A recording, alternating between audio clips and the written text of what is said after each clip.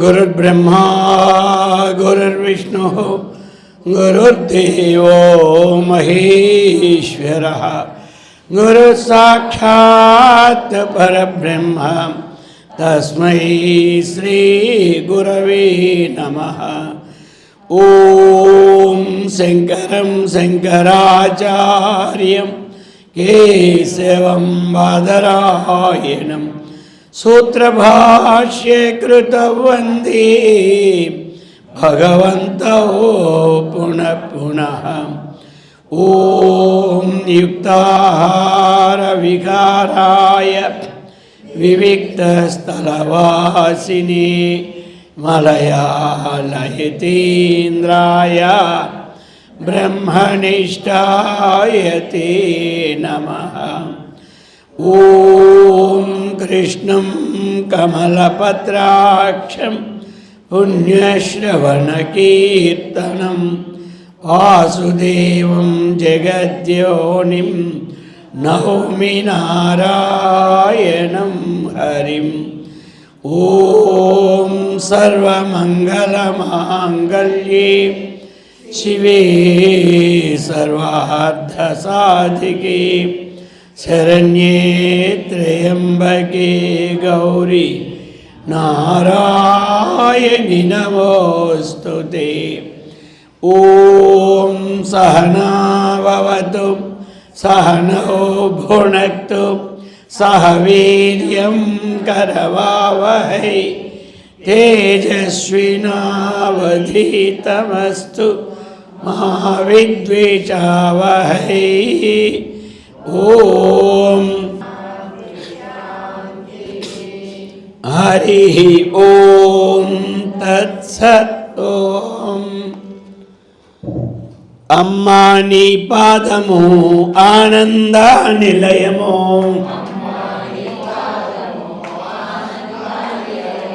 अम्मा नी पादमु आनंदनिलयमु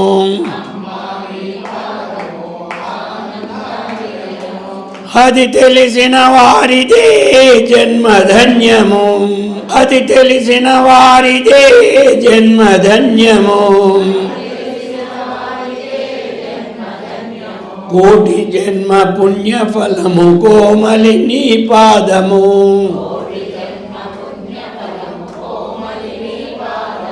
అల్ప తపస్సులకది అందరాని పాదము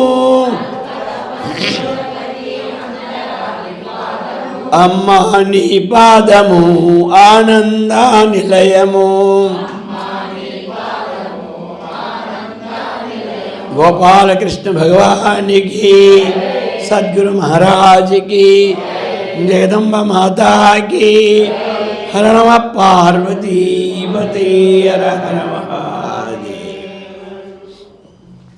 పవిత్రాత్మ స్వరూపులకు ప్రియాత్మ బంధువులారా, శ్రీమద్ శంకరాచార్య విరచిత సౌందర్యలహరి. మరి శంకర భగవత్పాదులు మనకి ఎన్నో గ్రంథాలని అందిస్తూ అన్ని దేవతల గ్రంథాలని అందించారు. అయిందా? అటువంటిది ఈరోజు మనం 16వ మంత్రం.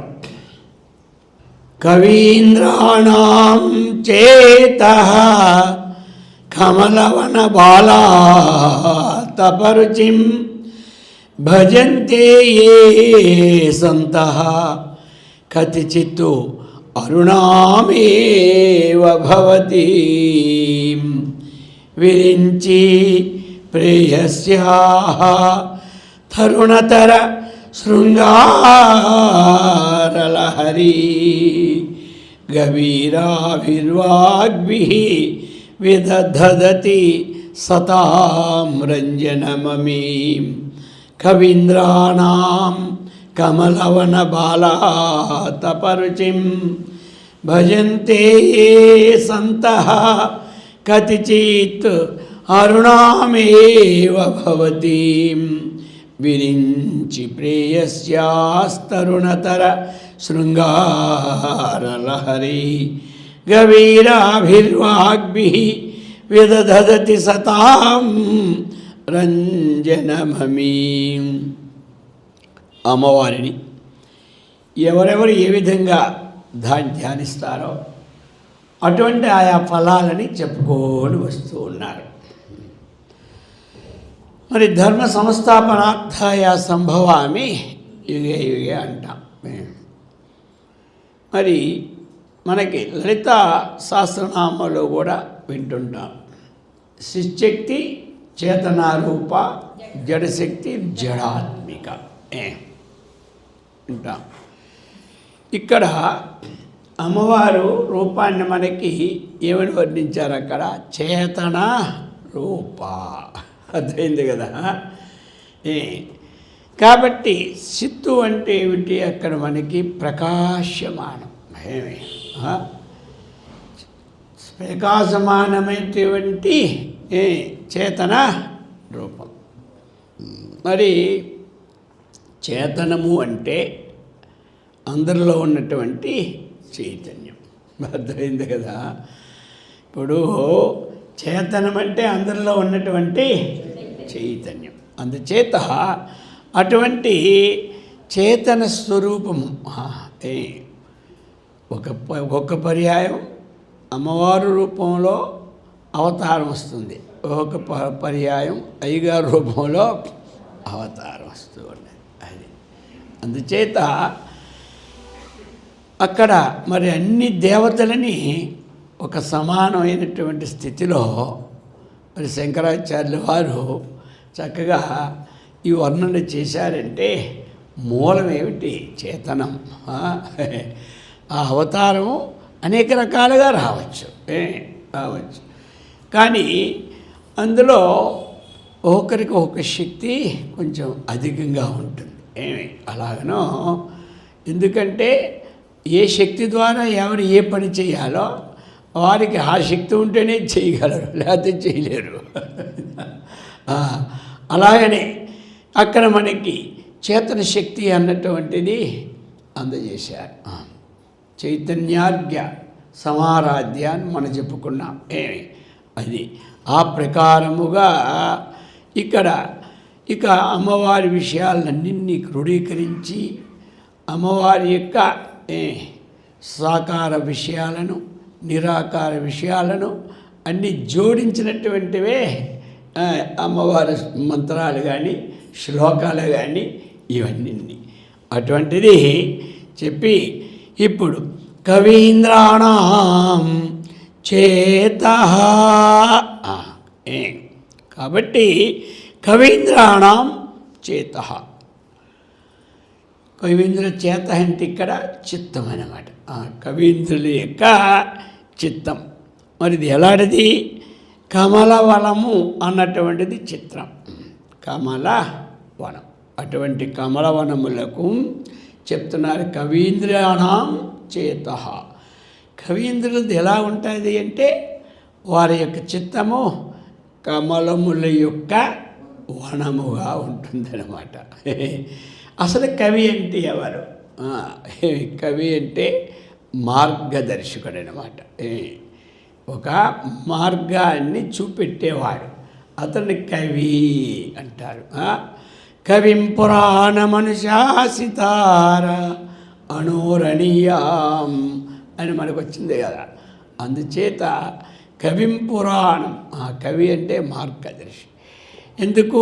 కవులందరూ మనకి కొన్ని ఆ శాస్త్రాల ద్వారా మార్గాన్ని చూపెడుతుంటారు. మరి కవీనాం ఇంద్ర కవీంద్ర, ఇంద్రపదం ఇక్కడ ఏమిటి? శ్రేష్టత్వాన్ని చూపుతుంది, శ్రేష్ఠులన్నమాట. నరాణం ఇంద్ర నరేంద్ర, దేవానాం ఇంద్ర దేవేంద్ర, అర్థమైంది కదా. భోగానాం ఇంద్ర భోగేంద్ర, అలాగన్నట్టు ఇక్కడ కవీనాం ఇంద్ర కవీంద్ర. అది అటువంటి శ్రేష్ఠుల యొక్క అంటే ఏమిటి? ఇక్కడ ఇంద్ర శబ్దము ఈశ్వరవాచకమైన మాట. కవీశ్వరాణం అంటాం. కవీశ్వరాణం.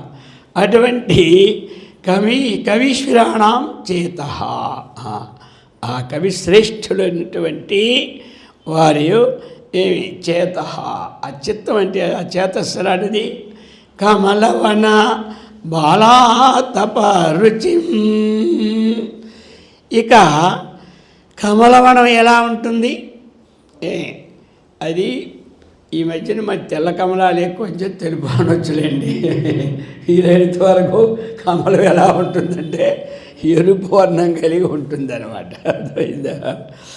అది అది ఎలా ఉంటుంది మరి అంటే ఆ ఎరుపు కూడా ఏమి ఈ కాషాయంలో ఎరుపు ఉండదు.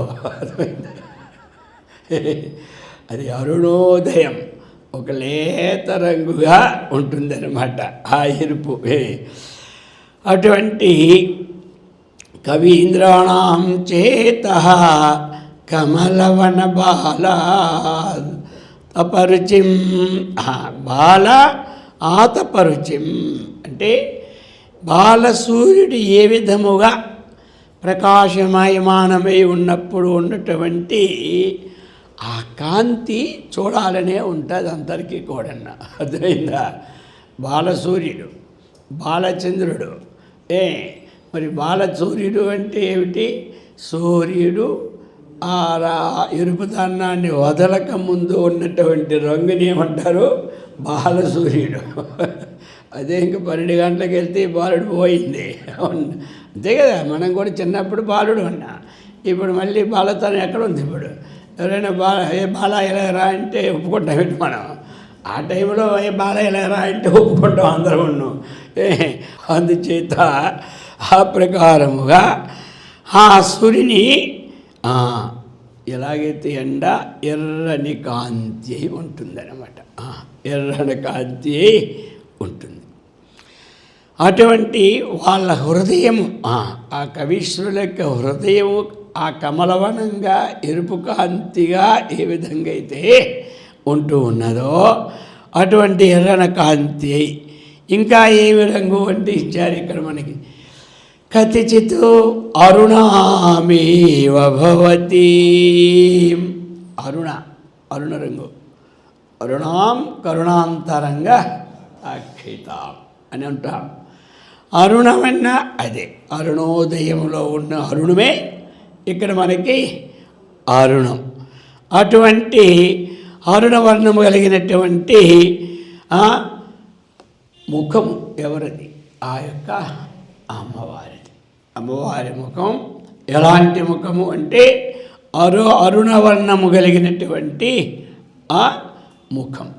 భవతీం అటువంటి అరుణవర్ణ ముఖం అంటే కమలవనములో వికసించినటువంటి కవీశ్వరులతో కొనియాడదగినటువంటి బాలసూర్యుని వలె ప్రకాశమానమై ఉన్నటువంటి అటువంటి ముఖాన్ని కొంతమంది ధ్యానానికి తీసుకుంటారన్నమాట. అది ఏంటంటే ఒక్కొక్క ముఖం ఒక్కొక్కరికి ఇష్టం ధ్యానం. అర్థమైంది కదా? అలాగనే అటువంటి ముఖాన్ని తీసుకుంటారు కొంతమంది. భవతీ కతిచిత్తు అన్నారు. ఎవరయ్యా? కతిచిత్తు సంతః, కొంతమంది సత్పురుషులు. అర్థమైంది కదా?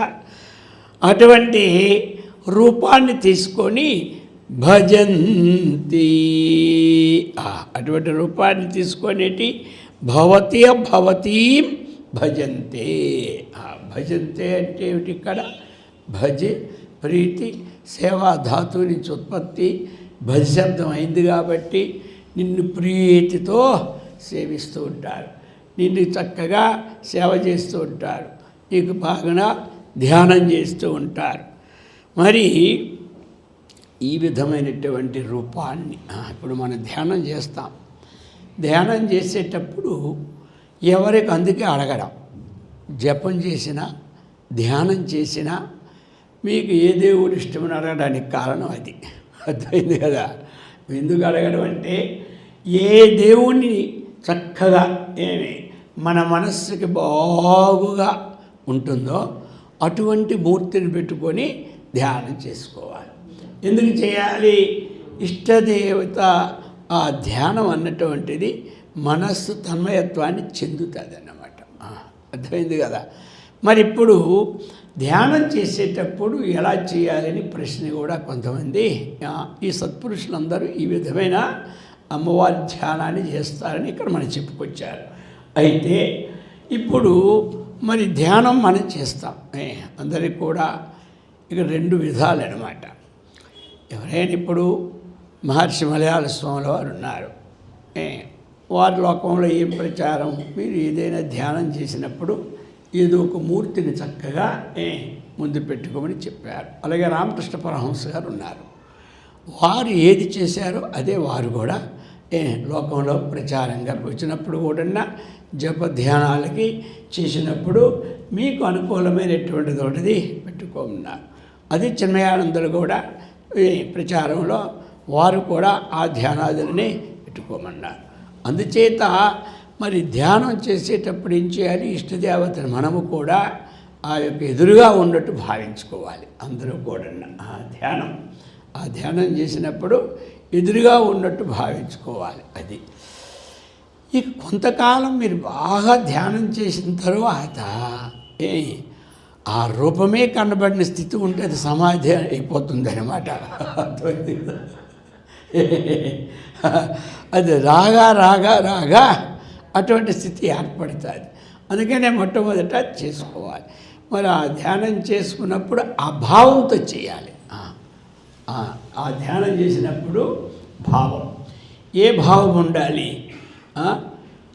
ఏ ఒక్క ఆకారములతో కూడిన భావం ఉన్నదో ఆ భావం. అది ఇక్కడ ఎట్లా మరి అంటే కమలవనములో ఉన్నటువంటి ఉదయకాలపు సూర్యుని వలె ఆ అమ్మవారి యొక్క ముఖము ఆ విధమైన కాంతితో ఉంటుంది. కాబట్టి అటువంటి కాంతివంతమైనటువంటి కాంతిని చక్కగా సంతః భజంతి, సత్పురుషులు ధ్యానాన్ని చేస్తూ ఉంటారు.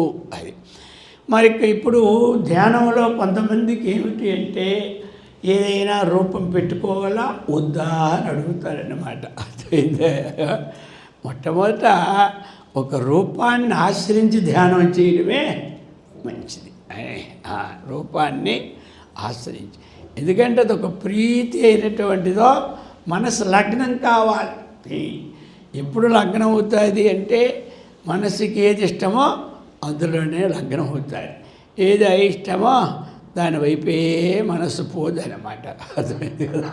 అటు పోదని ఇక అటు పోని దాని రూపం పెట్టుకున్నాం అనుకో మనం, ఇంకేమి లాభం? ఎక్కడ వదిలేసి ఎక్కడికో మళ్ళీ పోతుంది. అందుచేత ధ్యానం ఇప్పుడు ధ్యానం చేస్తున్న 2 విధాలు మనకి ఇక్కడ ఏవి. ఇప్పుడు ధ్యానంలో ప్రణవాన్ని చక్కగా ఉచ్చరించుకొని ధ్యానం చేయమని కొన్ని. అలాగని ఇక్కడ మనం ధ్యానం చేసేటప్పుడు ఆ అమ్మవారి యొక్క చేసినటువంటి పనులను భావించడం ధ్యానం. ఎవరో ఏ పనులైతే వారు లోకానికి అందించారో ఆ పనులను, ఇప్పుడు స్తోత్రం ఉంది. స్తోత్రం ఏమిటి? ఏ ఏ పనులు లోక కార్యములలో అమ్మవారు పాల్గొని చేశారో ఆ పాల్గొని చేసినటువంటి భావాలన్నీ స్తోత్రం. అంతే, ఇక అంతకన్నా ఎక్కువ ఏమి స్తోత్రంలో ఉండవు. వారు ఈ రూపానికి రాకముందు ఏ రూపంలో ఉన్నారో ఆ రూపానికి తగినటువంటి భావాలు. కాబట్టి ధ్యానం అన్నటికీ అవసరమే. ఇలా ధ్యానించే కదా అందరూ కూడా ఏమైపోయారు, పాపాలను పోగొట్టుకొని అమ్మవారి ఆ పరమసత్వాన్ని తెచ్చుకొని చివరికి ఆత్మజ్ఞానులు కూడా అయిపోయారు. అందుచేత ధ్యానేన ఆత్మని కేచిత్ పశ్యంతి అన్నారు. ధ్యానేన ఆత్మని పశ్యంతి. కేచిత్ కొంతమంది ధ్యానం ద్వారా ఆత్మను చూస్తూ ఉన్నారు అన్నారు. కాబట్టి ఆ విధంగా మనము చక్కగా మరి ధ్యానంలో, ఎందుకంటే మనస్సు పోవడం సహజం. ధ్యానంలో మనస్సు పోవడం సహజం. మరి ఇప్పుడు ఏం చేయాలి మనం? దానిని అభ్యాసము అంటారు. ఏమి ధ్యానంలో మనసు పోతుంది, ఎవరికి పోదు? అందరికీ పోతూ ఉంటూనే ఉంటుంది. దానిని ఏమి అభ్యాసం చేయాలి. అభ్యాసం అంటే మనకి పోయేటప్పుడు 2 విధాలు. ఎక్కడికి పోయిందో అక్కడి నుంచి మరలించుకొని మళ్ళీ ఆ అమ్మవారి ముఖారవిందములు చూసేటట్టుగా మనం చేసుకుంటూ ఉంటుండాలి. ఇక అభ్యాసం కూడా ఎలా చేయాలి అంటే, ఎప్పుడు సమయం దొరికితే అప్పుడు ధ్యానం చేస్తూ ఉండాలి. అలా చేస్తూ ఉంటే ఏమవుతుంది? కొన్నాళ్ళకి శీఘ్రంగా ఆ ధ్యానం మనకి వశమైపోతుంది. అర్థమైంది కదా? ఇప్పుడు మనకి అభ్యాసేనతు కౌంతేయ, అభ్యాసం వల్ల అభ్యాసాత్ రమతే ఎత్ర దుఃఖాంతంచ నిగచ్చతి భగవద్గీత అని చెబుతూనే ఉంది. అందుచేత ఈ అభ్యాసం అనేది ఎప్పుడు మనకి ఖాళీ దొరికిందో అప్పుడు చేసుకోవాలి. 10 నిమిషాలు కానీ 5 నిమిషాలు కానీ మనం ఈ చేసేది ఏమవుతుంది? మనకి మనస్సు ఏకాగ్రతకి కారణం అవుతుంది. అటువంటి ఏకాగ్రత చిత్తంతో ఆ ప్రకారముగా ఏమి ఏ సంతః అంటే ఏ సత్పురుషులు భజంతే, అటువంటి భజన చేస్తూ ఉన్నారు. మరి ఇటువంటి వారికి ఏమి లాభం?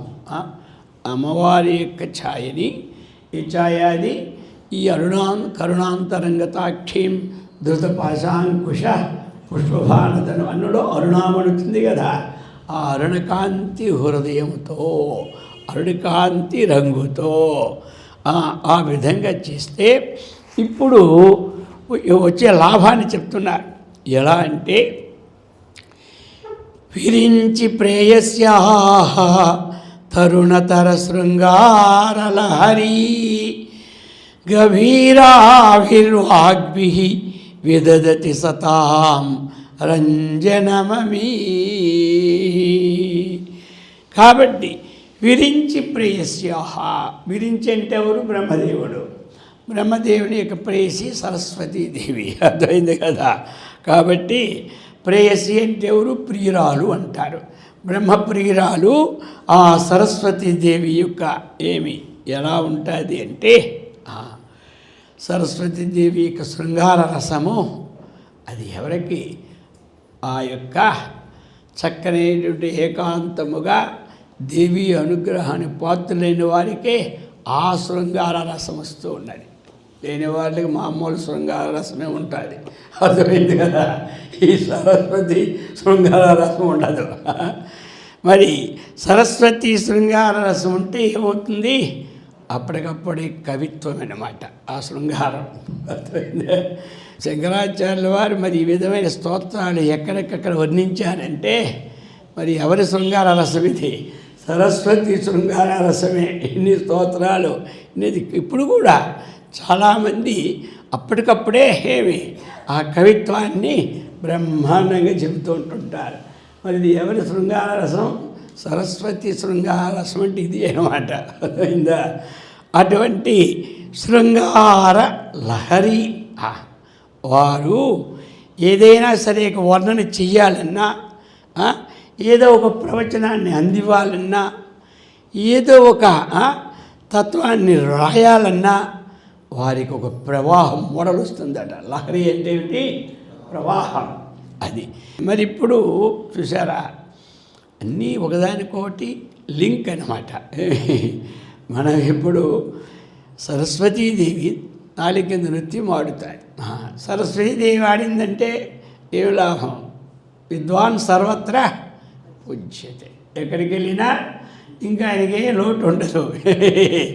ఇతడు ఈ విధమైనటువంటి అమ్మవారిని చక్కగా ధ్యానం చేస్తుండేటప్పుడు ధ్యానాలు చేస్తుండేటప్పుడు ఆ అమ్మవారి అనుగ్రహానికి పాత్రలు అయినప్పుడు సరస్వతీదేవి అనుగ్రహముతో ఏమవుతుంది మనకి అంటే, ఈ దేవియే ఆ దేవి, ఆ దేవియే ఈ దేవి. అక్కడ మళ్ళీ విడివిడిగా ఉండదు. ఈ దేవియే అటువంటి విద్వాంసులకు తగినటువంటి శక్తిని ఇస్తూ ఉంది. అందుకనే ఏదైనా ఉపాసన చేసేటప్పుడు ఆ ఉపాసన ఒక సత్య బుద్ధితో ఏకాగ్ర బుద్ధితో చేయాలి. అది అన్నమాట. చేసేటప్పుడు అటువంటిది విరించి ప్రేయస్యాహ ప్రేయస్యాహ తరుణతర శృంగారలహరి గభీరాభిర్వాగ్భిః వాగ్భిః అతని యొక్క వాక్కుల ద్వారా గభీరాభిః గంభీరమైనటువంటి ఉప్పొంగిపోతుందన్నమాట. లహర గభీరాభిః అనేది ఏమిటంటే పొంగి పొరలు వస్తున్నటువంటి సముద్రము పొంగి పొరలి ఏ విధముగా మనకు కనబడుతూ ఉన్నదో ఈ ధ్యానం చేసిన సత్పురుషుల యొక్క హృదయములో ఈ సరస్వతీదేవి పొంగి పొరలు వస్తుంటుంది. వారు నోరెత్తారంటే చాలు ఎంత చెబుతారో అర్థమే కాదు. మరి అటువంటి శక్తి ఎక్కడి నుంచి వస్తూ ఉన్నది అంటే అర్థం ఏమిటి? ఈ పండితులందరూ కూడా అటువంటి విశేషమైనటువంటి వాగ్వైఖరి శక్తి వస్తూ ఉన్నదంటే, అటువంటి గంభీర శక్తి వస్తూ ఉన్నదంటే ఆ అమ్మవారి అనుగ్రహమునకు పాత్రలై వారి నిరంతర ధ్యాన ప్రవాహము ద్వారా వచ్చినది. అర్థమైందా? ఇప్పుడు మనకి నిన్న ఒక విషయాన్ని కూడా చెప్పుకున్నాం మనం ఉదాహరణలో. కాళిదాసుకి ఎలా వచ్చినది అంటే అది ఆ విధంగానే మరి చక్కనైనటువంటి మన వాల్మీకి ఎలా వచ్చినది. ఎందుకంటే చదువు వచ్చిన వారి సంగతి వేరు, ఇప్పుడు చదువు రాని వాళ్ళకి వచ్చింది అన్న ఉదాహరణ మనం తీసుకున్నామన్నమాట. అది విశేషం.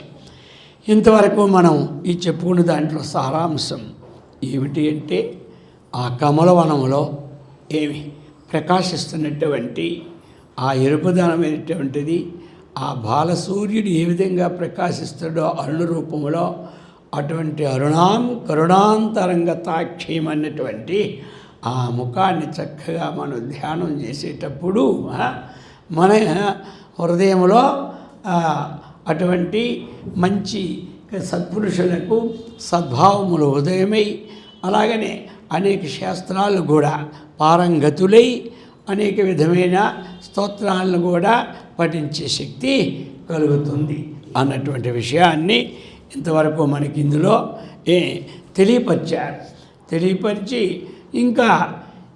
ఇంకొక విధంగా ఇప్పుడు మళ్ళీ ధ్యానం ఒక విధంగా అమ్మవారి ధ్యానం చెప్తున్నారు.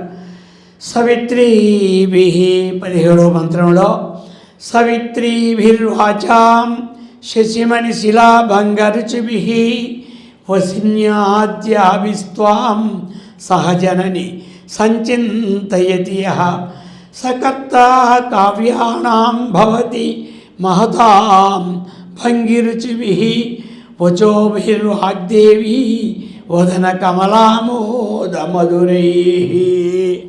ఇందులో ఇలా ఇంకొక విధమైన ధ్యానాన్ని మనకు అమ్మవారిని అందజేస్తూ ఉన్నారు.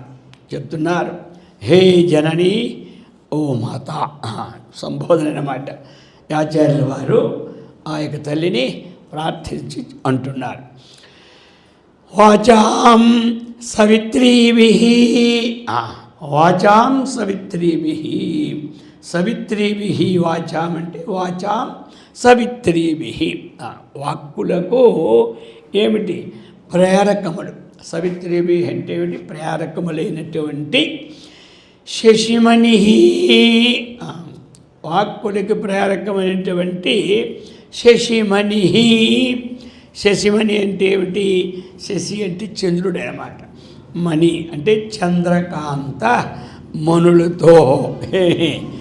ఆ యొక్క చంద్రకాంత మణులు ఏ విధముగా చక్కనైనటువంటి ప్రకాశమానంగా ఉంటాయో.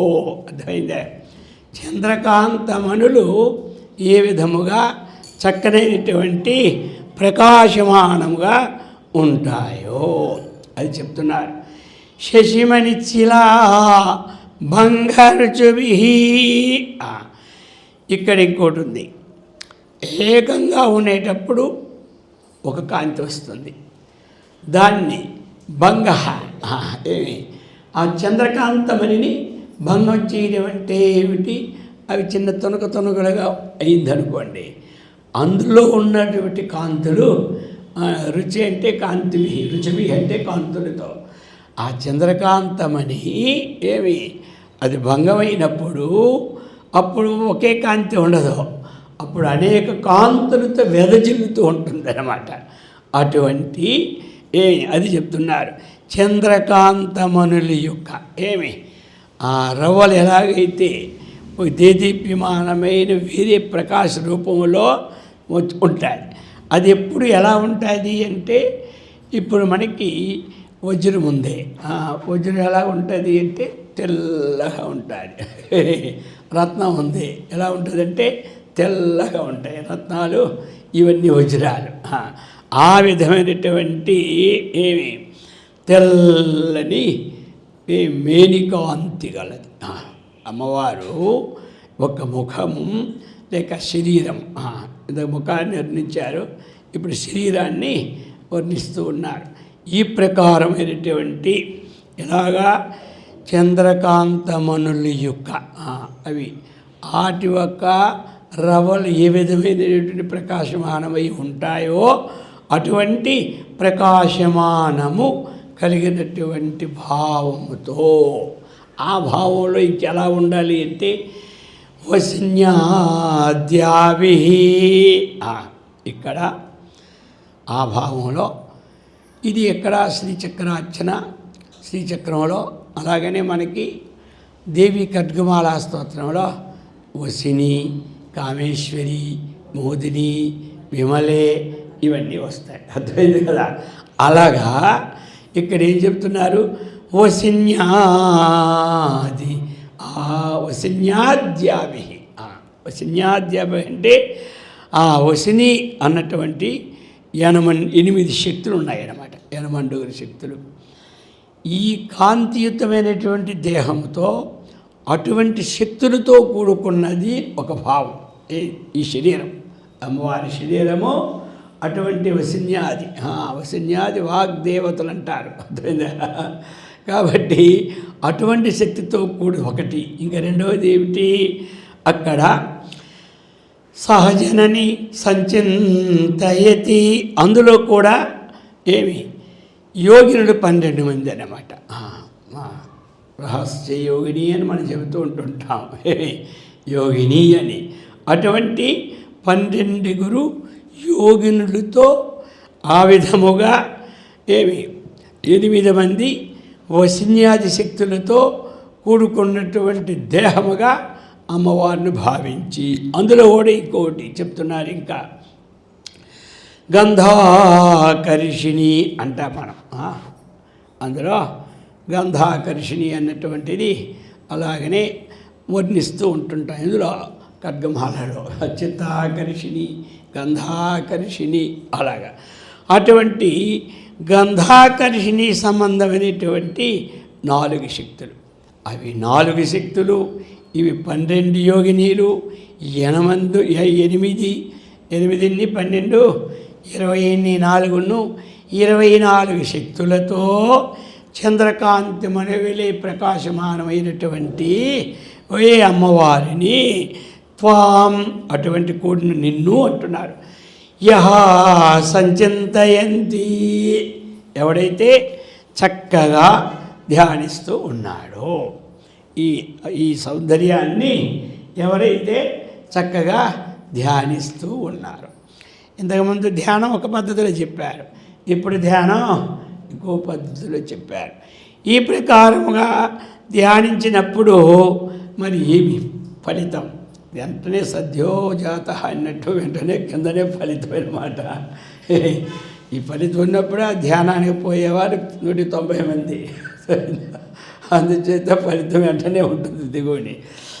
కాబట్టి సకర్త కావ్యాణం భవతి, ఎవరైతే చక్కగా ఈ ధ్యానం చేస్తూ ఉన్నారో సకర్త కావ్యాణం భవతి, అనేక కావ్యాలు రచిస్తూ ఉన్నారు. నేను కూడా మనం కాళిదాసు రఘువంశ మహాకావ్యాన్ని, కుమార సంభవాన్ని, కిరాతార్జునీయాన్ని, మహాగ్రంథాల కావ్యాలని రాసి ఈనాటికి అన్ని కాలేజీల్లో టెక్స్ట్ బుక్లు అవే ఉన్నాయి. అర్థమైందా? మరి వారికి ఆ శక్తి వచ్చింది ఎక్కడంటే ఇలాంటివన్నమాట. సకథ కావ్యానాం భవతి మహాం భంగి రుచివి, అనేకమైన విధాలుగా అనేకమైన కాంతులు వెదజలేనట్లు అది చక్కగా ఏమి అర్థం చేసుకుంటే ఆ శృంగారమైనటువంటి సాహిత్యమైనటువంటి విశేషాలు ఒక అద్భుత విశేషాలతో ఉంటాయన్నమాట. వాళ్ళ వాగ్వైఖరితో వచ్చినటువంటివి. పుచోభిర్వాగ్దేవీ వదనం కమలామోద మధురై.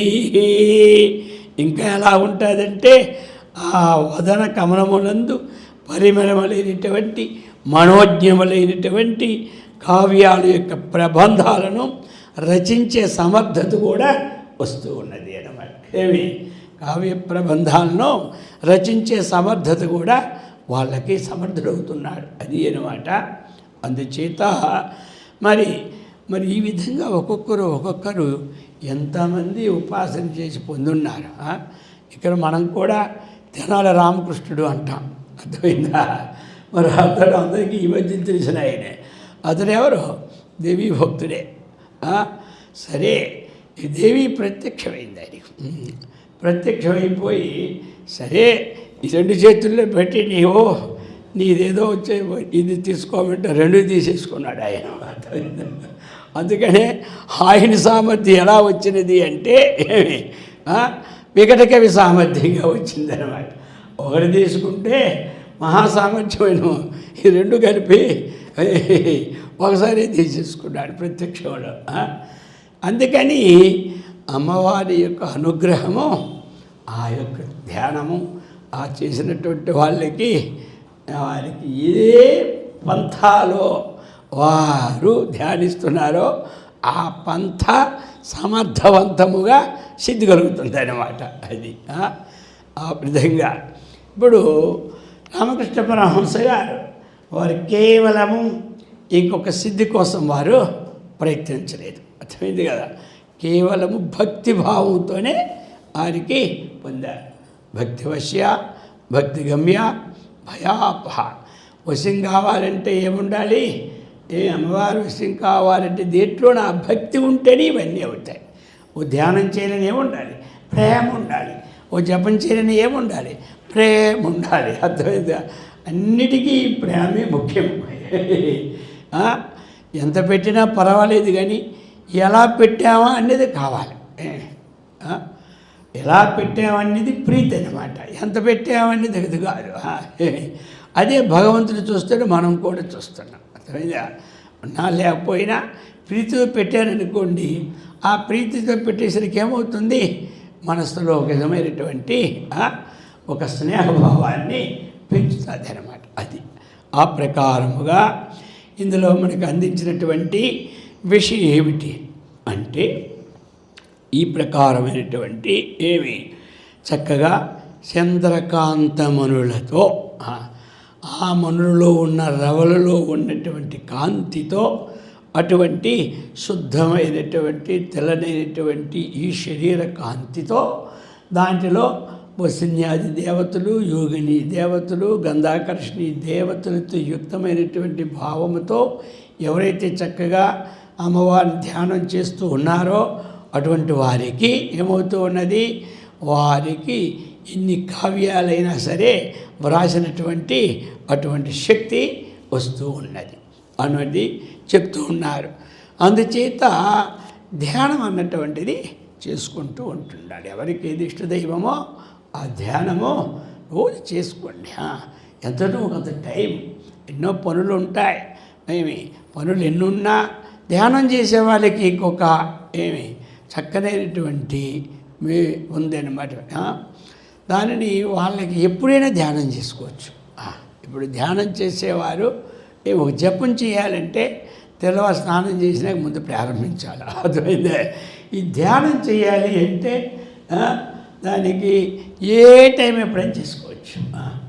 ఇక అర్ధరాత్రి పూట నిద్ర పట్టకపోతే హాయిగా ధ్యానం చేసుకోవచ్చు.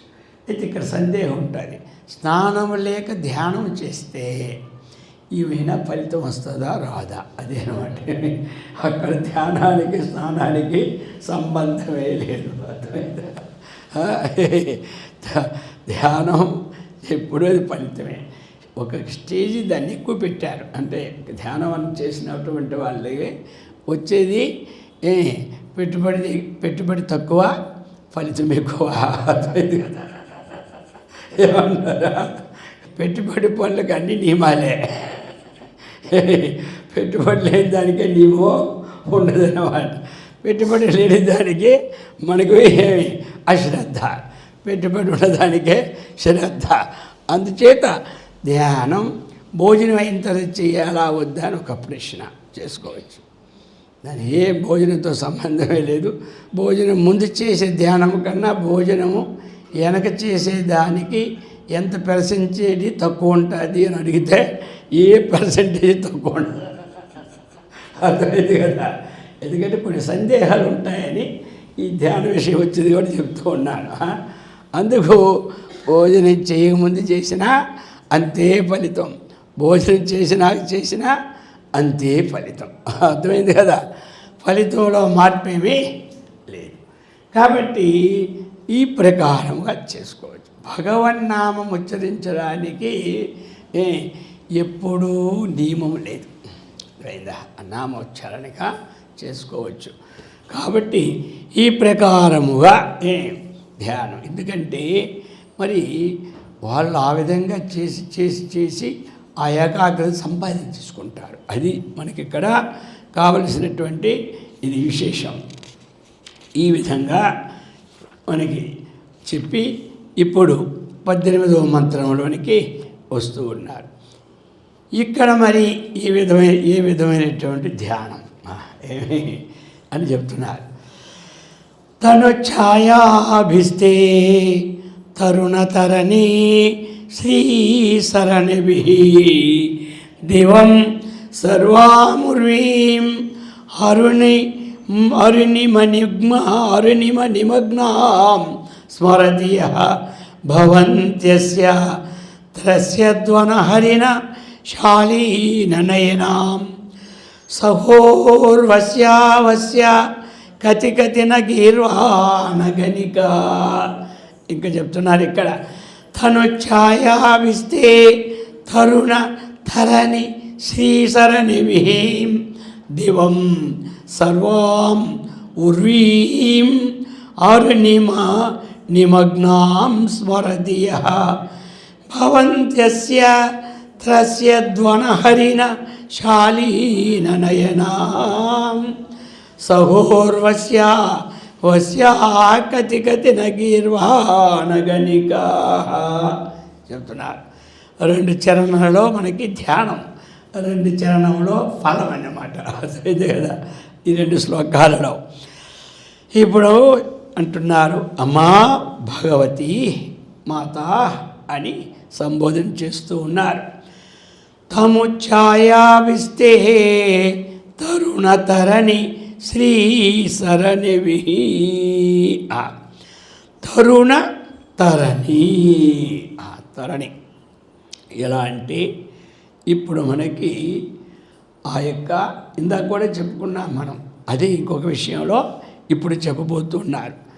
భగవతి త్వాం, త్వాం అంటే నిన్ను ఏ విధముగా ఇక్కడ ఆ ఉదయిస్తున్నటువంటి బాలసూర్యుని కాంతిని తరుణతరణి శ్రీసరణిభిః అంటారన్నమాట. ఎందుకంటే ఒకే పదానికి కొన్ని అర్థాలు ఎక్కువ ఉన్నదే దాన్ని అమరకోశం అంటారు. అమరకోశంలో అన్నీ ఉంటాయి. జ్యోత్స్న అన్న అదే, వెన్నెల అన్న అదే, కాంతి అన్న అదే పదాలు. అలాగనే ఇక్కడ కూడా తరుణ తరణి, ఆ ఉదయించున్నటువంటి ఆ బాలభానుని యొక్క శ్రీసరణిభిః. ఇక్కడ చూడండి, కాంతి అన్న విజికొట్టు శ్రీ అన్న ఒకటే. ఎందుకంటే అవి వచ్చినటువంటి వాళ్ళు అక్కడ ఛందస్సుకి ఏది సరిపడుతుందో అది పెడతారనమాట. అక్కడే కాంతి అని పెట్టారనుకోండి, అది 2 అక్షరాలు అయిపోతుంది. అక్కడ శ్రీ అని పెట్టారనుకోండి, 1 అక్షరంతో వస్తుంది. ఒక పంక్తికి ఎన్ని అక్షరాలు ఉండాలో ఆ అక్షరాలలో అది ఈ రచించడం కూడా అది రావాలంటే సామాన్యం వస్తుందా? ఆయన కాబట్టి శుద్ధాంతకరుడు కాబట్టి శంకరాచార్యుల వారు అన్నీ ఒక చూసి దీనికి సరిపోయిందా? ఇప్పుడు మనం ఒక కావ్యం రాయాలంటే దాని చిన్న కావ్యం రాయాలంటే కొన్నాళ్ళు పడతాయి. ఎందుకంటే ఇది గురువులు సరిపోయినాయా, లఘువులు సరిపోయినాయా, ఇవన్నీ చూసుకుంటే తెల్లారిపోతాయి. వాళ్ళకి నోటి తన్ను వచ్చిందా అన్నీ సరిపోతాయి అన్నమాట. దాంట్లో తప్పు పట్టడానికే ఒక ఇన్ని చూసినా మళ్ళీ మనకు తప్పు ఒప్పులు లిస్ట్ ఉండవలసిందే, అర్థమైందా? అందుచేత అది వారు శ్రీ సరణివి. కాబట్టి ఈ సంస్కృతంలో అది శృగతో అంటే ఇది ఆ గతి శబ్దం గమనం అన్నమాట. ఆ సరణభి అంటే ఆ కాంతి అన్నటువంటిది ప్రవాహంగా వెళ్తూ ఉంటుంటుంది. అది అటువంటి కాంతి సౌభాగ్యము అన్నటువంటిది అర్థం. తను ఛాయాభిస్తే తరుతరని శ్రీ సరణవి. ఇటువంటి కాంతితో తరంగాలుగా ప్రవహించినటువంటి కాంతి ఇది. ఇప్పుడు కొన్ని లైట్లు పెడుతూ ఉంటారు, ఆ లైట్లు అలా మారుతూ ఉంటే అదొక అందం అన్నమాట. అదే లైట్ వెలుగుతూ ఉంటుంటే అందం ఉండదు, అర్థమైంది కదా? ఆ మారేదాన్ని కాంతి తరంగాలు అంటారు. ఇప్పుడు కొన్ని దేళ్ళు పెడతారు కదా, అలా పెట్టారంటే అవి మాత్రమే ఉంటుంటాయి అన్నమాట. అలాగా ఈ యొక్క కాంతి కూడా చక్కగా అలా మారుతూ చెప్తున్నారు ఇక్కడ. తను ఛాయావి. ఆ తను ఛాయావి అంటే అటువంటి కాంతియుక్తులతో కూడినటువంటి ఈ యొక్క యొక్క కాంతుల చేత. ఆ కాంతి ఒకటి ఉంటుంది, ఈ యొక్క శరీరము ఛాయ ఒకటి పడుతుంది అన్నమాట. ఈ శరీరము కాంతి యొక్క ఛాయ అక్కడి నుంచి సూర్యుడు ఆ యొక్క బాలసూర్యుని యొక్క ఛాయ, ఈ 2 కాంతులు సమ్మేళనమైనప్పుడు ఏ విధమైనటువంటి కాంతి మనకు కనబడుతూ ఉంటుందో అంతే కదా. తన శరీరం నుంచి కూడా ఒక ఛాయ బయటకు వస్తుంది, కాంతి అన్నమాట. అక్కడి నుంచి సూర్యుని యొక్క ఆ బాలసూర్యుని యొక్క కాంతి కూడా ప్రసరింపజేస్తూ ఉన్నది. ఇక ఆ 2 కాంతులు, ఇటువంటి కాంతుల చేత ఇదేమి చేస్తుంది? సర్వాం దివం ఉర్వీం. ఏమిటి ఇది? సమస్తమైనటువంటి దివం, సర్వం ఆకాశాన్ని, ఉర్వీం ఈ భూమిని కూడా, దివం సర్వాం ఉర్వీం అరుణిమా నిమగ్నాం. ఎప్పుడైతే ఈ దేహం నుంచి వచ్చిన ఈ కాంతి అటువంటి ఆ బాలసూర్యుని వల్లే ప్రకాశింప తరంగాలకు వచ్చిన ఆ కాంతి, ఈ 2 కాంతులు ఏమైపోయినాయంటే ఆకాశము కాంతివంతంగా ఎర్రగా నిండిపోయింది, అదే కదా. భూమి కూడా కాంతివంతంగా నిండిపోయింది, అంతే కదా. ఒక దగ్గర రిఫ్లెక్షన్ పెట్టేటప్పుడు అక్కడ పడి ఆ కాంతల్లా ఈ రూమ్ను ఆవరించేస్తుంది అన్నమాట. ఏదైనా తెలుపు అయితే తెలుపు పడుతుంది, అది ఎరుపు అయితే ఎరుపు పడుతుంది. అక్కడ పడిన దగ్గర ఉండదు, అది పెట్టి మన రూమ్ అంతా ఎలాగైతే కొన్ని దగ్గర చూస్తుంటాం కదా మనం వెళ్ళేటప్పుడు, అటువంటి కాంతిని మగ్నాం. అప్పుడు ఏమైపోయిందంటే ఈ 2 కాంతులు ఎప్పుడైతే కలిగినాయో అప్పుడు ఏమైంది? అది ఇంకో రంగుగా మారింది. అది ఎలా ఏ రంగు అంటే కెంపు ఉంటుంది, కెంపు. ఆ కెంపు ఛాయగా పొందినది. అది అరుణంలోనే కెంపు. కెంపు అనేది ఎలాంటిదంటే నలుపు కాదు, అది పూర్తి ఎరుపు కాదు. కెంపు అనేటువంటిది అది నవరత్నాల్లో ఈ కెంపు ఒకటి ఉన్నదన్నమాట. ఆ ఛాయ మోడలుగా నిమగ్నం ఏం చెప్పినట్టు తమ తను ఛాయాభిహితే తరుణతరణి శ్రీ సరణీభి దివం సర్వాముర్వీం అరుణిమా నిమగ్నానాం స్మరతి యః. ఈ విధముగా బాలసూర్యుని కాంతి అమ్మవారి శరీరము నుండి వెడలేటువంటి ఆ కాంతి, ఇది ఒక కెంపు రంగుగా మారినటువంటి కాంతియుతమైనటువంటి సౌందర్యం అన్నమాట. ఈ సౌందర్యము లహరి ప్రవాహయుక్తముగా కనబడుతూ భవంతస్య త్రస్యాధ్వన హరిణ శాలీన నయనా. ఇంకా ఇక్కడ ఏం చెప్తున్నాడంటే వనహరిణ. వనహరిణం అంటే హరిణం అంటే లేడి పిల్లలు. అటువంటి లేళ్ళు తన ఎప్పుడు అతికెప్పుడు భయమే. అర్థమైంది కదా. అన్నిటికంటే బాగా చలనం జంతువుల్లో దేనికంటే లేడికుండినంత చలనము ఇంకో దానికి ఉండదు. అందుకే ఆ లేడిని పట్టుకోవడమే మహా కష్టమన్నమాట. అటువంటి వాటికి ఏమిటంటే భయం ఎక్కువ. ఆ లేడికి అన్నిటికంటే భయం ఎక్కువ. వనహరిణ అడవిలేళ్లకు ఈ భయం ఎక్కువ ఉంటుంది. కాబట్టి ఈ యొక్క సాధకుడికి అమ్మవారిని ధ్యానించినటువంటి ఏ సాధకుడైతున్నాడో ఈ సాధకుడికి అటువంటి భయము ఆవగించంత ఉండదన్నమాట.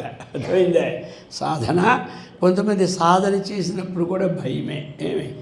ధ్యానంలో బాగా చేస్తున్నామనుకోండి, ఇక ఆ సమయంలో ఎక్కువ ధ్యానంగా మనస్సు లగ్నం అయిపోయిన తర్వాత మళ్ళీ ఏమైపోతామో అని భయం చాలామందికి ఉంటుంది. అర్థమైంది కదా. ఇది సరే, ఎవరికైనా చెప్పేటప్పుడు నువ్వు అంత టీఫ్గా వెళ్ళకు, అక్కడ స్టాప్ చేసేసి ఒక 6 మాసాలు స్టాప్ చేయమంటారు. అర్థమైందా. ఈ లేడీకి ఏం భయం ఉంటుందో కొంతమందికి అటువంటి భయం ఉంటుంది అన్నమాట. కానీ అటువంటి భయము ఈ సాధకులకి రాదు. అందుకనే ఎక్కడైనా సాధనలో ముందుకెళ్ళిన దగ్గర ఏదైనా సందేహం వస్తే అది మంచి వాళ్ళని అడిగి తెలుసుకోవాలి. మార్గదర్శకుల్ని సంప్రదించాలి. ముందుకు వెళ్ళడానికి ఒక అవకాశం ఉంటుంది అన్నమాట సాధనలో. అర్థమైందా. లేకపోతే ఆ సాధన ముందుకు వెళ్ళలేదు, అక్కడెక్కడ ఆగిపోతుంది. అర్థమైందా. అయిపోయిన తర్వాత ఏమవుతుంది, మళ్ళీ కొన్నాళ్ళు వేసరికి అది చేస్తే కంపనం వస్తుంది, భయం అనమాట. మళ్ళీ అటువంటి కంపనాది వ్యవహారమేమీ రాకుండా ధైర్యశాలిగా, ఎందుకంటే వాటికి ఎలాగైతే భయం ఉంటుందో ఆ భయం ఉంటుందంటే అది ఉండదని చెప్తూ ఉన్నారు ఇక్కడ. భవంతి అస్యా త్రస్యత్తో అటువంటి భయం ఉండదు. వనహరిణ శాలీన నయనా. కాబట్టి ఈ ప్రకారమైనటువంటి భావములతో ఎవరైతే చక్కగా భయం లేకుండా అమ్మవారిని ధ్యానం చేస్తూ ఉంటారో అయితే వాళ్ళకి కలిగిన ఆ నయనాహ మృగ లేడి కన్నులు ఎలా ఉంటాయంటే అవి చూడడానికి ముచ్చటగా ఉంటాయి. అర్థమైంది కదా. పిల్లి కన్నులు చూడాలంటే భయం, కానీ లేడి కన్నులు చూడడానికి భయం ఉండదు అన్నమాట. అది ముచ్చటగా. అలాగనే ఆ విధమైనటువంటి అమ్మవారి కన్నులు చూసిన కొద్ది చూడాలనే కాంతితో అర్థమైందా చూడడానికి కూడా అటువంటి అందముతో సౌందర్యంతో ప్రకాశమైనటువంటి శరీరముతో ఇటువంటిగా ధ్యానం ఎవరైతే చక్కగా చేస్తూ ఉన్నారో వారికి సహా ఉర్వశ్యాహ వశ్యాహ కతికతిన గీర్వాణ గణికా. అయ్యా, దేవతలే వశమైపోతారంటే వాళ్ళకి మన వశం కావడం చెప్ప. కాబట్టి దేవతలే వారికి వశమైపోతారు. అందుకని ఇలాంటి కొన్ని చేస్తూ ఉంటుంటారు కొంతమంది. దేవతలు మన వశం కావాలంటే ఏం చేయాలి, వాళ్ళందరికీ ఇదనమాట. ఇవన్నీ మార్గాలు ఈ ప్రకారముగా అది. అందుచేత ధ్యానం అన్నటువంటిది ఇలాగ వర్ణన చక్కగా చేస్తూ ఉన్నారు. ఇక ఇప్పుడు ఈ విధంగా చెప్పి ఇక 19వ మంత్రములో ఇప్పుడు చెప్తూ ఉన్నారు. ఈ ప్రకారముగా ధ్యానం చేయాలి. మళ్ళీ ఎందుకంటే ఒక్కొక్కరికి ఒక్కొక్క విధమైన ఆకార ధ్యానం ఇష్టమైనమాట. ఇప్పుడు అమ్మవారిని చూసినా ఆ చూసినటువంటి చూపులో ఒక్కొక్కరికి ఒక్కొక్కరిని కేంద్రీకరించి ధ్యానం చేస్తారు. అర్థమైందా? అది అందుకని ఇన్ని తరహాలుగా ఆచార్యుల వారు వర్ణించారు. ముఖం బిందుం కృత్వా కుచయుగ మధ్యస్థస్య తదధోహరార్థం ధ్యాయేత్ యో హరమహిషితే మన్మథకలాం ససత్య సంక్షోభం నయతి వనితా ఇత్యతి లఘు త్రిలోకీం అప్యాసు భ్రమయతి రవీందుస్తనయుగాం. ముఖం బిందుం కృత్వా కుచియుగ మధ్యస్థస్య తదధోహారార్థం ధ్యాయేత్ యో హరమహిషి తే మన్మథకలాం ససద్య సంక్షోభం నయతి వనితా ఇత్యతి లఘు త్రిలోకీమప్యాసు భ్రమయతి రవీందుస్తనయుగాం. ఇప్పుడు హే హరమహిషి అనేది సంబోధన. ఇందులో రెండో చరణములో హరమహిషి ఒక దగ్గర ఒక సంబోధన అది. కాబట్టి ఓ సదాశివుని పట్టపదేవి అని సంబోధన ఒక దగ్గర ఒక సంబోధన చేస్తూ ఉంటారు. ముఖం బిందుం కృత్వా అమ్మవారి ముఖంని ఎలాగ ఉండాలంటే బిందుం కృత్వా అది. శ్రీచక్రంలో మనకి పైన ఏముంటుంది? బిందు ఉంటుంది. బిందు మండల వాసిని, బిందు మండల వాసిని. ఆ మండలంలో ఆ బిందువులో అమ్మవారు చక్కగా వసించి ఉంటారని మనం చెప్తున్నాం. ఈ ప్రకారముగా ఆ ముఖమే ఇప్పుడు ఎలాగ మనకు ఉండాలి అంటే బిందు రూపంలో ఉన్నట్టు భావన అది అన్నమాట. ఆ బిందు స్థానమైన ముఖాన్ని చక్కగా ధ్యానించి అది ఎలా ఉండాలి అంటే ఏమి త్రికోణాకారముగా భావించమన్నాడు. ఇందులో మనకి ఎట్లా భావించాలి అంటే త్రికోణాకారముగా భావించి ఆ అమ్మవారు అవయవ విశేషాలని చక్కగా ఏ విధమైనటువంటి అవయవాలతో చక్కగా ప్రకాశమానమై అవుతున్నదో అటువంటి విశేషాలన్నీ కూడా ఇక్కడ త్రికోణములోనే ఉండి ఆ మధ్యని త్రికోణం, చతుష్కోణం, పంచకోణము, అలాగే నవకోణాలతో అష్టకోణము వెలసినటువంటి దాంట్లో ఆ పైకి వెళ్ళేసరికి కోణాలు తగ్గిపోతాయి ఏమంటారు. ఆ త్రికోణం మధ్యన ఏముంటుంది? బిందువు ఉంటుంది అన్నమాట.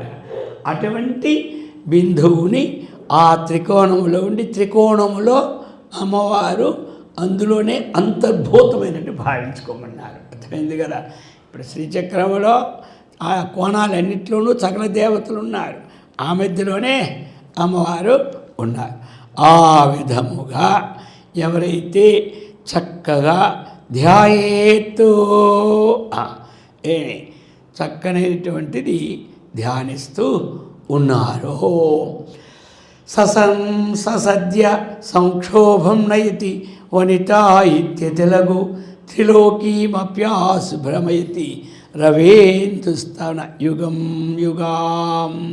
ఇక్కడ ఏమిటి అంటే సాహిత్యమైన విషయాన్ని చక్కగా తీసుకొని ఇప్పుడు మనకి సూర్యచంద్రులు ఉన్నారు. అమ్మవారి స్థానంలో ఏమిటి అంటే ఒక సూర్యుడు ఒక చంద్రుడిగా భావించుకోమన్నారు. అది అన్నమాట. ఆ ప్రకారం అవయవాలను భావించుకొని ఎవడైతే చక్కగా ఆ ధ్యానాన్ని చేస్తూ ఉన్నారో ఇప్పుడు ఆయనకి ఏమంటే త్రిలోకములోను జయించడానికి ఏమీ అడ్డుండదు అన్నమాట. స్వర్గమత్య పాతాల జగవన్ మూడింటిని సైతము అతడు ఏం చేస్తాడు వెళ్ళాలనుకున్నాడు వెళ్ళిపోతాడు అక్కడికి. అర్థమైందే? ఎక్కడికి వెళ్ళినా ఎప్పుడు పలకరించిన వాడు ఉంటేనే ప్రమాదం, కానీ పలకరించేవాడు ఉంటే ఏం ప్రమాదం?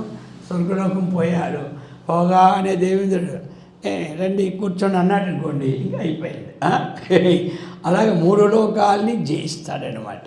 అది విషయాన్ని అందులో మనకి వర్ణించారు.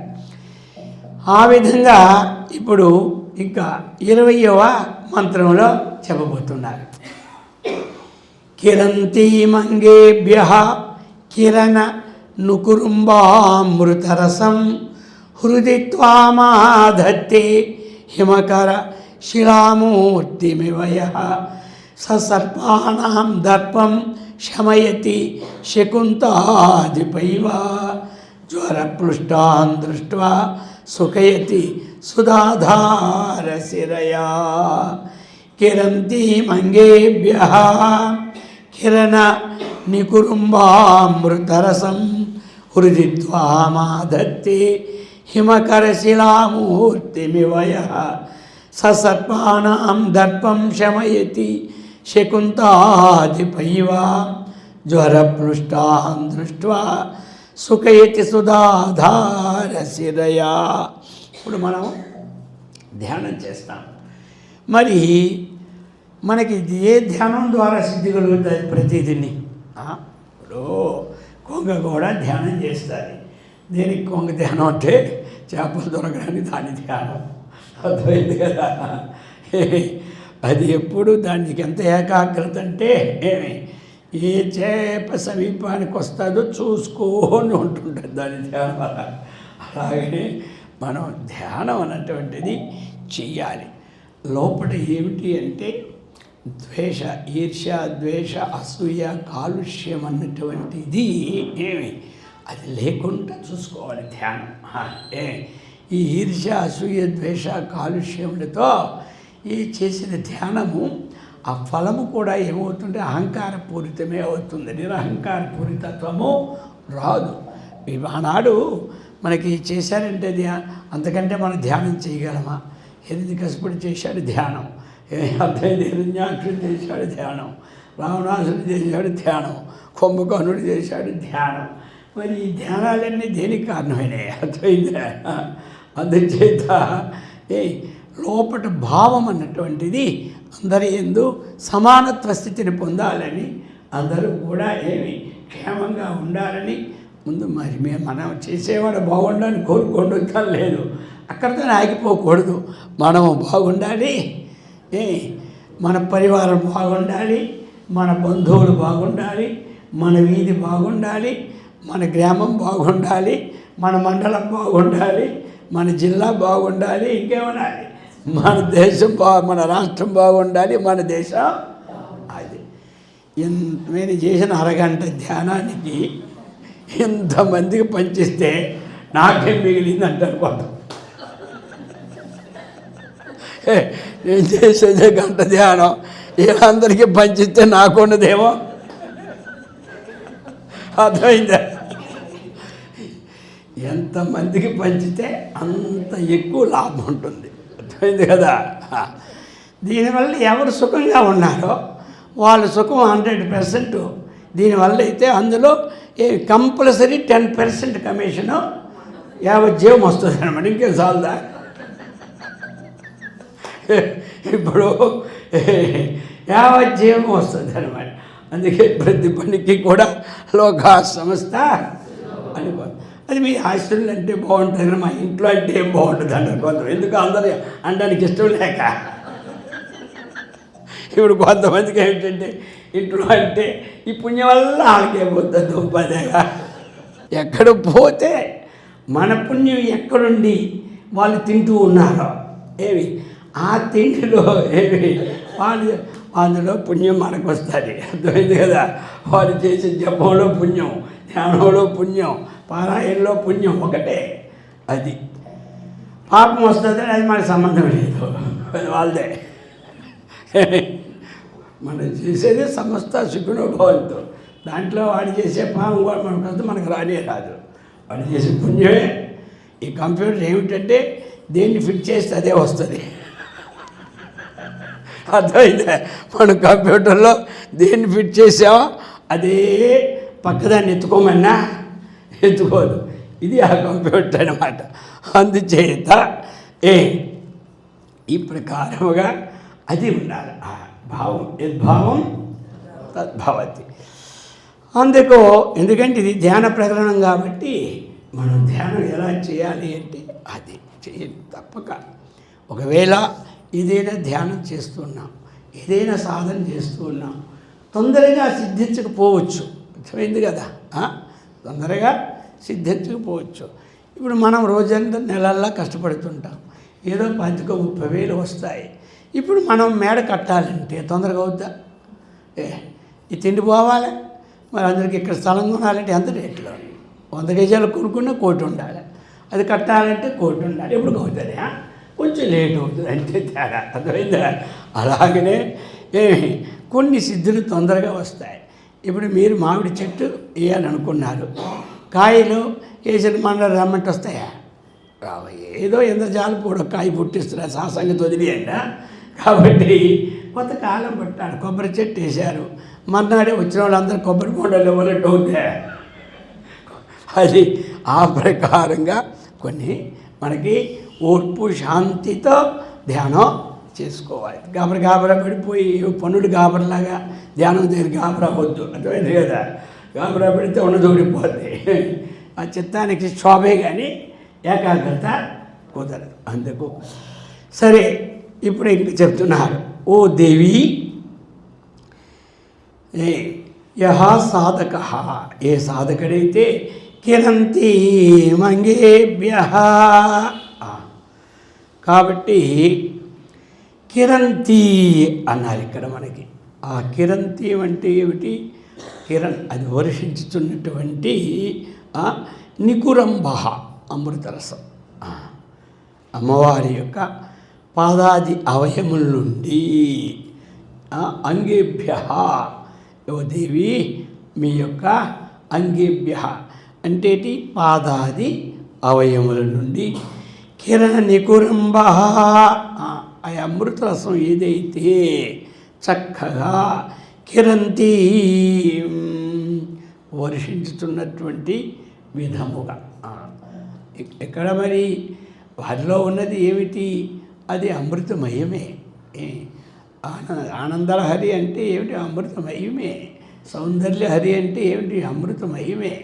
ఆ అమృతమయమి ఎప్పుడూ వర్షిస్తూనే ఉంటుంటుంది. అందుచేత అటువంటి వర్షించున్నటువంటి నీ అవయముల నుండి వర్షిస్తున్నటువంటి అమృతము యొక్క ప్రవాహముగా ఎవరైతే నిన్ను చెప్తున్నారు ఇక్కడ, హృది త్వాం ఆదత్తే, హృదయమునందు త్వాం నిన్ను ఆ విధముగా అన్ని అవయముల నుండి అమృత ప్రవాహం వస్తున్నట్టుగా భావించి, ఒకటి ఇంకా ఏమిటి? హిమకిర శిలామూర్తిం, అయితే ఆ దేహము చంద్రకాంతమనులతో నిర్మించినటువంటి దేహమా? అది దేహం అన్నమాట. మన దేహాలన్నీ ఎలా ఉంటాయి? రక్తమాంసములతో కూడినటువంటిది. ఆ దేహం ఎలాగా అది చెప్తున్నారు అన్నమాట. హిమకర శిరామూర్తిమివ యహ, ఎవడైతే ఆ యొక్క హిమ అంటే ఏమిటి? చల్లనిటువంటిది.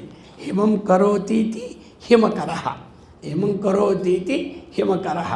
హిమాన్ని, ఆ చల్లదనాన్ని ఎవరు ప్రకాశిస్తారు? అటువంటి చంద్రుడు. అటువంటి చంద్రకాంతమన ప్రతిమ వలే, అటువంటి చంద్రకాంత ప్రతిమతో ఈ యొక్క దేహము కలదా అని వలే. ఎవరైతే 2 విశేషణాలు ఇక్కడ. ఒకటి ఏమిటి? అవయముల నుండి అమృతం ప్రవహిస్తున్న మాదిరిగా. రెండవది ఏమిటి? చంద్రకాంతములతో కూడి ఉన్నట్టుగా ఆ దేహాన్ని. ఈ 2 విధమైన సౌందర్యాన్ని ఇక్కడ. ఈ సౌందర్య ప్రవాహం అన్నటువంటిది ఆగిపోదు. అమ్మవారి సౌందర్యము లహరి ఎందుకన్నారు? మన సౌందర్యము గంట గంటకి నిమిషానికి మారిపోతుంది. అక్కడ లహరి ఎందుకు పెట్టున్నారు? అది మారదు. అది మారినటువంటి ఎందుకే మళ్ళీ ఈ పుస్తకాన్ని చదువుతారు మనం చదువు. అందుచేత అటువంటిది చక్కగా ఈ ప్రకారముగా భావంతో ఎవరైతే ఆ అమ్మవారిని ధ్యానం చేస్తూ ఉన్నారో అటువంటి వారికి కలిగినటువంటి విషయాన్ని ఇప్పుడు చెప్తూ ఉన్నారు. ఇప్పుడు సర్పములు ఉన్నాయి. సర్పము ఎప్పుడు అడుగుతుంది? గరుడిని చూస్తేనే అది అడిగిపోతాయి. లేకపోతే ఇంకో విధంగా సర్పం ఎప్పుడు పగడెత్తుతుంది. గరుడు వస్తున్నాడంటే కిందకి దిగుతున్నాడంటే గరుత్మంతుడు ఇంకే సర్పం దాని దర్పం వల్ల చక్కగా శమయతి. సర్పాణం దర్పం శమయతి శకుంతాధిప ఇవ. అది ఆ యొక్క ఏమి శకుంతాధిప. శకుంతములంటే పక్షులు, శకుంతాధిప అంటే పక్షులకు రాజైనటువంటి గరుడు. ఆ గరుడిని చూసినప్పుడు సర్పముల యొక్క దర్పము శమతి, శమించిపోతుంది. అటువంటి ఏమి అది ఎలాగ శమనం వస్తుందో అటువంటి శమనము వలె ఇక ఈ పై విధముగా ఏమి ధ్యానం చేసినటువంటి వానికి జ్వర పృష్టాన్ దృష్ట్వా సుఖయతి సుధాధార శిరయా. ఇటువంటి వాడికి ఏమిటి అంటే ఈ రోగాల నుండి కూడా విముక్తి చెందుతాడు. ఒక జ్వరాదుల నుండి కూడా విముక్తిని చెందుతాడు. అటువంటి జ్వరాదులని వచ్చిన వారిని సైతము ఈ దృష్టి పడిందంటే చాలు చల్లగా వారిని కూడా చేస్తాడు. ఇటువంటి శక్తులైనమాట. ఎలాగయ్యా అది అణుగుతుంది జ్వరం అంటే గరుత్మంతుని చూసినప్పుడు పక్షి యొక్క దర్పం ఏ విధంగా అణిగిపోతున్నదో ఇతని ఆ సిద్ధపురుషుడు ఆ ధ్యానం చేసిన ఈ సిద్ధపురుషుడు ద్వారా అతడు అందుకే కొంతమంది ఎప్పటి నుంచో ఉంటారు. ఇప్పుడు మనం కొన్ని సిద్ధపురుషుల దగ్గర చూస్తూ ఉన్నాం. వాళ్ళు ఎప్పటి నుంచో వ్యాధితో బాధపడుతుంటారు కదా. ఇక వారికి వారు చేయి వేసి భావిస్తే ఆ వ్యాధి పోతుందట, అయిపోయిందట. కథలు కూడా చదువుకున్నాం చాలా దగ్గరలో మనం. ఎలా పోయినది అంటే ఇటువంటి భావములు కలిగి ధ్యానం చేసినటువంటి వారు ఎంతమంది సాధన కదా. ఏ సాధన లేకుండా సిద్ధులు ఎలాగ వస్తాయి? ఆ ప్రకారముగా మనకి చెప్తూ ఉన్నారు. ఇందులో మనకి ఏమిటి ముఖ్యమైనటువంటి విషయము అంటే ఆ యొక్క అమ్మవారు అవయవాలన్నింటి నుంచి అమృతాన్ని వర్షిస్తున్నటువంటి స్వరూపముగా ఒకటి పాయింట్. రెండవది ఆ శరీరం అనేటువంటిది చంద్రకాంతమణులతో నిర్మింపబడిన శరీరము కల అమ్మవారుగా ఈ రెండు భావాలని చక్కగా పెట్టుకొని చక్కగా ధ్యానం చేసినటువంటి వారికి స్వయముగా రోగాల నివర్తనమవుతున్నది. ఆ విధముగానే ఇతరుల రోగాలని నివర్తింప చేయడానికి కూడా శక్తివంతుడు అవుతాడు. ఎట్లా ఉదాహరణ అంటే ఎంత దర్పము కలిగినటువంటి సర్పము కూడా ఆ యొక్క గరుత్మంతుడు చూసేటప్పుడు ఏ విధంగా అణిగిపోతూ ఉన్నదో ఆ విధంగా అణిగిపోతున్నది అనేటువంటి విశేషాన్ని మనకి చెప్పుకొచ్చారు. అందుచేత మరి ఇటువంటి విశేషాలతో మనకి చక్కగా వర్ణన అతీతమైనటువంటి విశేషము ఈ అమ్మవారి యొక్క స్వరూపాన్ని మరి ఈ విధంగా ఈ సౌందర్య హరిని మరి చక్కగా ఎవరైతే శ్రవణం చేస్తారో మరి ఎవరైతే మననం చేస్తారో మరి వారికి ఏవైతే రూపాల్లో బాధలు ఉంటాయో అవి క్రమంగా ఏమవుతాయి పోతూ ఉంటుంటాయి. వారికి ఏవి కోరికలు మనసులో ఉంటాయో అవన్నీ సిద్ధించడానికి కూడా అవకాశాలు ఉంటాయి. అందుకే అమ్మదయ్య ఉంటే అన్నీ ఉన్నట్టే. అటువంటి మరి చక్కనైనటువంటి అమ్మవారి అనుగ్రహంతో మరి ఇటువంటి పవిత్రమైన దినములో అందులో ఉంది దేశకాల బలం జ్ఞాత్వ సర్వకార్యాన్ని సాధేది. ఓ పుణ్యం రావడానికి కూడా ఈ చాతుర్మాస్యం కూడా మహాపుణ్యమైన వాడు. అందుచేత దీని ద్వారాగా అందరూ మంచి సత్కర్మనిష్ఠులై భగవద్భక్తులై ఆయురారోగ్య ఐశ్వర్యవంతులై అలాగనే బ్రహ్మానందమూర్తి విరాజిల్లినట్లు అమ్మవారు మనకి ఇచ్చుగాక. ఓం సహనా భవతు సహనౌ భునక్తు సహ వీర్యం కరవావహై తేజస్వినావధీతమస్తు మా విద్విషావహై. ఓం శాంతి శాంతి శాంతి.